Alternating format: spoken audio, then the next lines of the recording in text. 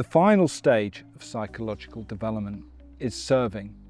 And the tragedy for our societies is that typically if we've gone through these other stages, we get to this point just as we're due to retire. And so now there's no one to benefit from our wisdom. We get people making comments about ageism and all this kind of thing. But it's a real tragedy when the wisest people through the experience aren't able to contribute to society in a meaningful way.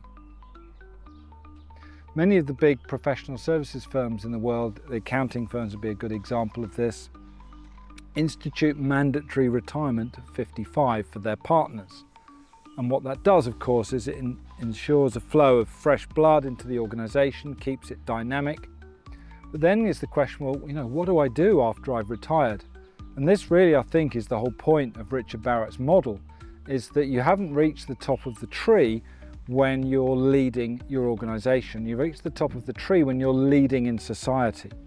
So when you retire at that young age, you've now got all the skills and experience you need to become an ethical leader in society. And if we think about what our institutions need, it's ethical leaders.